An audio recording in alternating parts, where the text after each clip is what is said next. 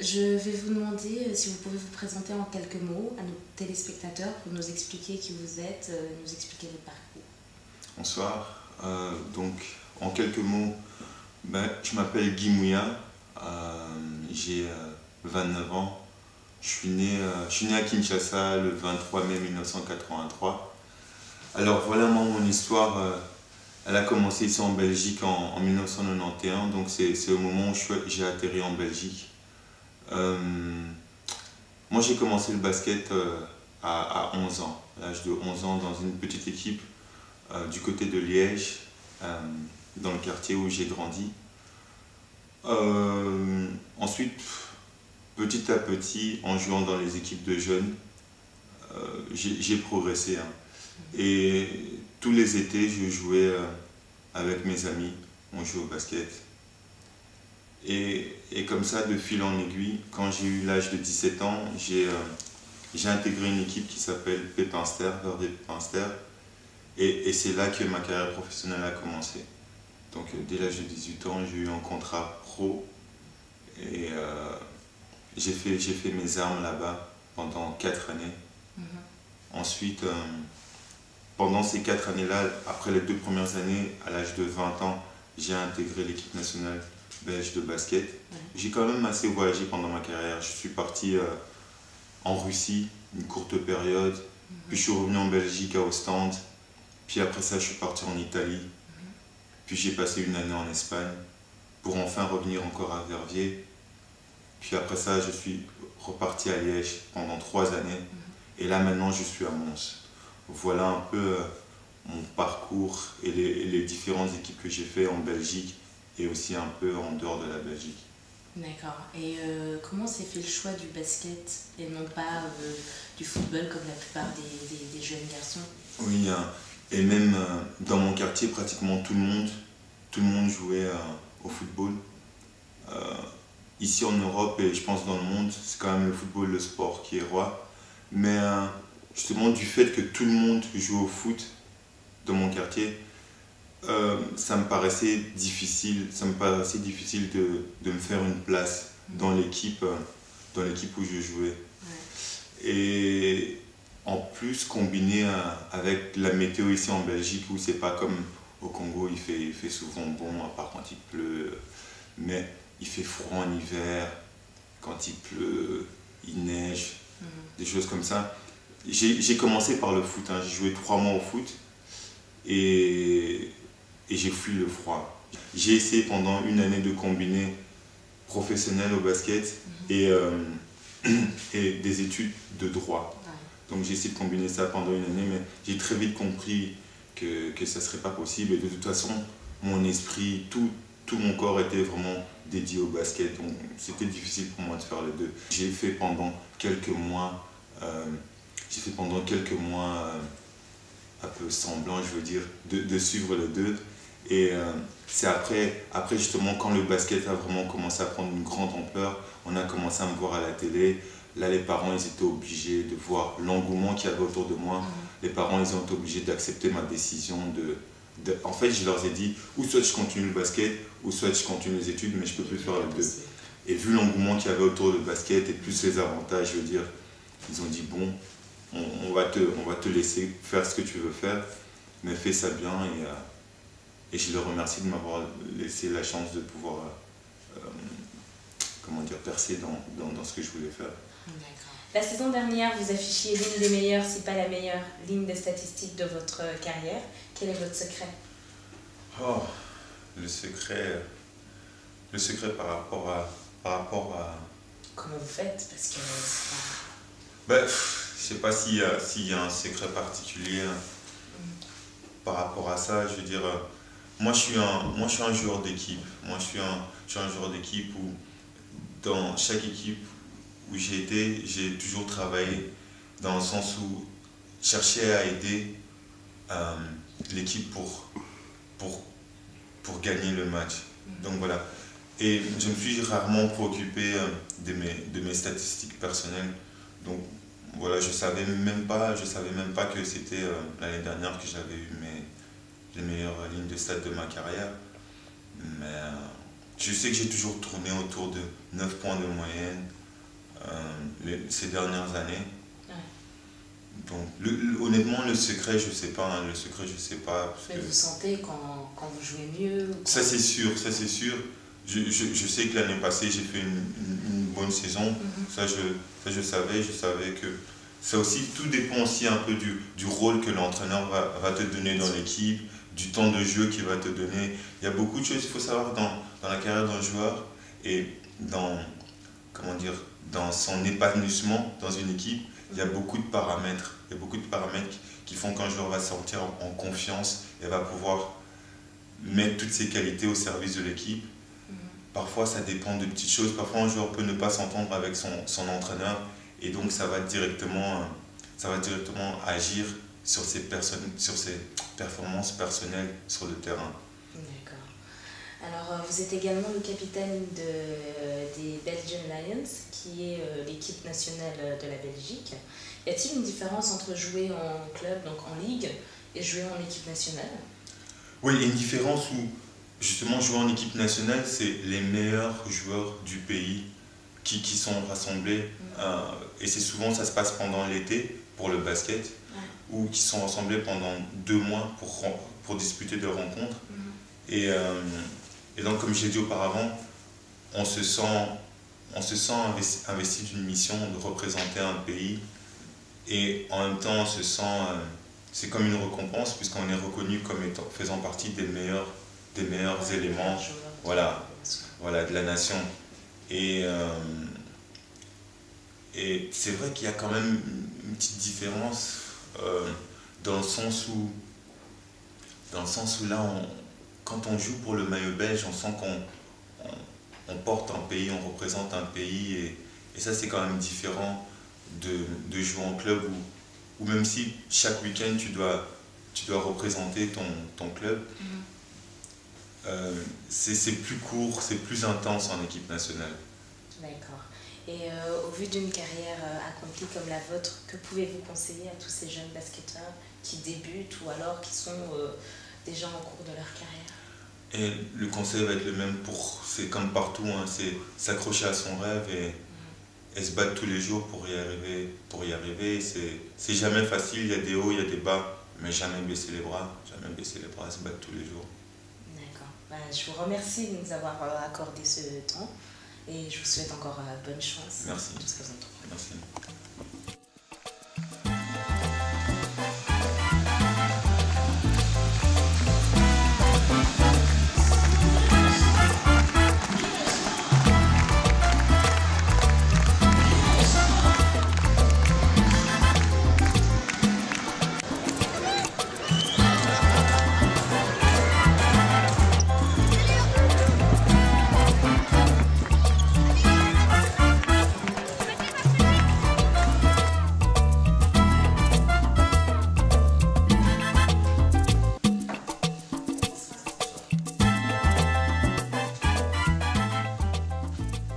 Bonsoir Ben. Bonsoir. Ça va? Très bien.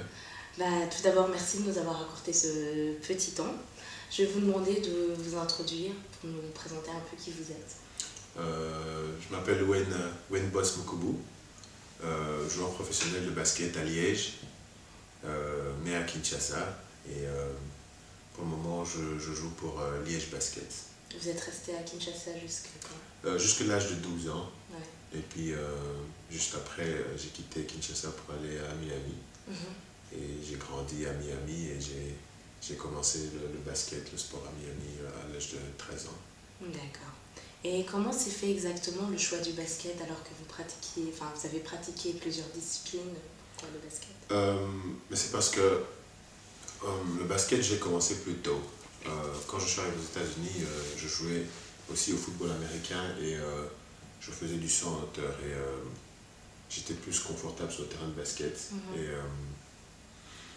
je me suis dit que c'était le sport pour moi. Donc j'ai choisi le basket. D'accord. Et comment a réagi votre entourage quand vous avez décidé de faire du basket votre profession? C'était plutôt déçu ou plutôt content Mais ça dépend parce que mes parents n'avaient jamais eu d'enfant ou il n'y a personne de la famille avant moi qui pratiquait du sport professionnel ou du sport à ce moment-là, quoi. Et donc, ils l'ont pas pris comme certains parents l'auraient pris. Mais sinon, après quelques explications, et j'aurais dit un peu comment pouvaient se faire les choses, une bourse d'études pendant 4 ans. C'est quand même passé, assez bien passé, avec mon père surtout, et donc, et puis après, c'est parti. Et bourse d'études, vous avez fait d'autres études, enfin je veux dire à côté du basket, vous avez fait des études Des études universitaires, j'ai reçu une bourse à l'université d'Arkansas, à Fayetteville, et je suis resté 2 ans, et puis j'ai transféré à l'université d'Alabama, à Birmingham, et j'ai fait mes 2 dernières années là-bas, et j'ai étudié la communication.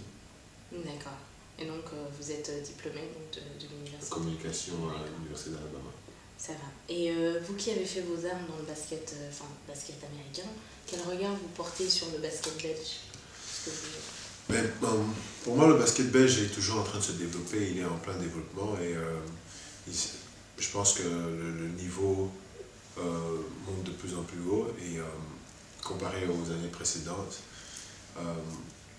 Avant de venir en Belgique, j'ai joué dans différents championnats en France et en Italie. Et ma première année en Belgique, j'étais quand même surpris parce que je pensais vraiment que le niveau n'était pas aussi bon que celui de France et d'Italie. Mais en arrivant ici, j'étais surpris, mais le niveau est aussi bon que celui de France, et je m'y plais. D'accord. Mais vous auriez peut-être aimé rester aux États-Unis ou pas? C'est le rêve de tout joueur de basket. Le plus haut niveau de basket, c'est la NBA, bien sûr, et qui est aux États-Unis. Donc, oui, j'aurais bien voulu rester. J'ai joué avec les Utah Jazz pendant quelques mois, en pré-saison, où on appelle ça Veteran Camp, donc au camp, juste avant la saison. Et donc, mais ils m'ont pas gardé, donc je suis parti de là et j'ai signé mon premier contrat en France. Après avoir évolué à Pepinster, vous êtes de retour cette année à Liège, premier club dans lequel vous avez joué. Qu'est-ce qui a motivé ce choix? Liège, j'aime bien la ville. J'aime bien la ville de Liège, ça c'est de 1, et de 2. Ma première fois quand j'ai joué à Liège, ça m'a vraiment plu, l'organisation, et Liège m'a proposé un contrat assez tôt, après, à la fin de la saison, ma dernière saison l'année passée avec Pepinster. Et il y avait différentes options qui m'intéressaient vraiment, et donc ça m'a plu. Donc j'ai choisi Liège, je me plais, j'étais très confortable. Ça vous fait quoi de changer comme ça de ville, d'aller d'un endroit à l'autre? Est-ce que vous arrivez à retrouver vos repères? Mais je crois que je vis le rêve de certaines personnes quand même. Et je sais que beaucoup de gens aimeraient voyager et aller de gauche à droite un peu, et donc je voyage beaucoup, c'est de 1, et de 2, mon travail c'est ce que j'adore, donc best of both worlds, moi ça me plaît. Ok, d'accord. Et vous avez défendu les couleurs nationales cet été avec les Belgian Lions, avec à la clé une qualification pour le prochain Eurobasket. Comment définiriez-vous cette équipe qu'on qualifie de jeune? Pour commencer, c'était ma première année en équipe nationale. Une très très très bonne expérience. Mais je ne pense pas qu'on est jeune. Je pense plutôt qu'on est une équipe qui n'avait pas beaucoup, ou qui n'a pas beaucoup d'expérience au niveau international. Mais sinon, l'expérience était merveilleuse. On a voyagé, on est allé en Israël, on a joué contre l'Albanie, la Finlande, la Pologne. C'était pour moi un été très très très très constructif. D'accord. Et justement, est-ce que vous avez été bien accueillis? Parce que comme vous venez de nous dire, c'était la première année.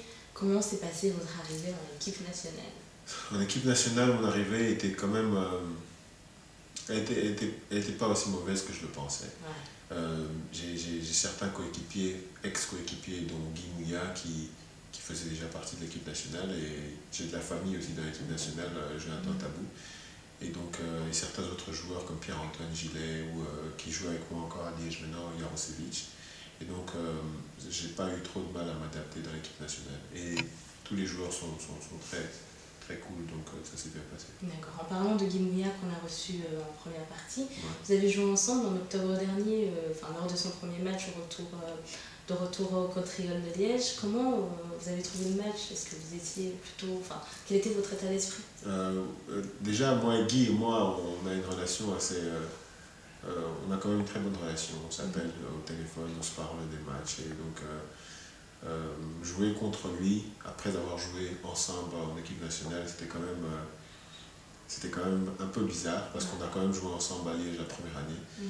Mais sinon, c'est toujours un plaisir de jouer contre lui parce que c'est un battant et c'est toujours un plaisir de jouer contre lui. Justement, j'ai eu personnellement l'occasion de vous voir jouer et si je me rappelle bien, vous avez marqué 16 points, enfin, vous avez sorti le grand jeu à la fin du match comme la plupart du temps. Quel est votre secret? Le secret, il n'y en a pas. Mais le grand jeu, je ne pense pas que j'ai fait un grand match, mais la victoire est toujours... La victoire, c'est ce qui compte le plus. Mais sinon, c'était un grand match pour nous, déjà, contre Mons, et donc à domicile.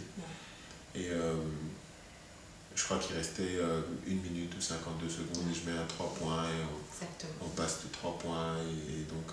c'était serré. Oui, très serré, très serré. Et donc... mais il n'y a pas de secret. Quel est à ce jour votre meilleur souvenir basket? Un moment qui reste ancré en vous, dont vous ne pouvez pas vous séparer? Un bon souvenir. Je pense que c'est quand j'ai reçu l'appel du coach de Utah, qui s'appelle Jerry Sloan, pour me dire qu'il me retenait pour jouer la Summer League avec eux. C'est l'un de mes meilleurs souvenirs. Mais sinon, j'en ai beaucoup dans... un match qu'on a joué contre Memphis à l'université, qui était 2e dans les États-Unis, et on les bat à domicile quand j'étais à Alabama. Il y en a plusieurs, il y en a beaucoup. D'accord. Et au vu d'une carrière accomplie comme la vôtre, puisque vous avez 29 ans, comme vous le dites, vous jouez en équipe nationale, dans un club de Liège qui est quand même bien placé, que pouvez-vous conseiller à ces jeunes basketteurs qui souhaitent entreprendre le basket ou comptent en faire un métier? Je leur dirais de ne pas arrêter de travailler, de continuer à bosser et que on m'a toujours dit que là où on veut arriver, il y en a peut-être 1 million ou des milliers de personnes qui veulent arriver à ce niveau-là. Et donc, c'est quand toi tu dors, il y en a un qui travaille, et quand tu sors, il y en a un autre qui travaille. Et donc, je pense que le travail, c'est la clé de tout. Et donc, continuer à bosser, c'est ça. Travailler. Écoute, je vous remercie de nous avoir accordé ce temps et je vous souhaite encore beaucoup de courage dans ce que vous allez entreprendre. Merci beaucoup. Aujourd'hui, nous avons reçu Guy Mouya et Ben Boss Moukoubou qui nous ont fait partager leur parcours. Rendez-vous à la prochaine émission avec nos nouveaux invités.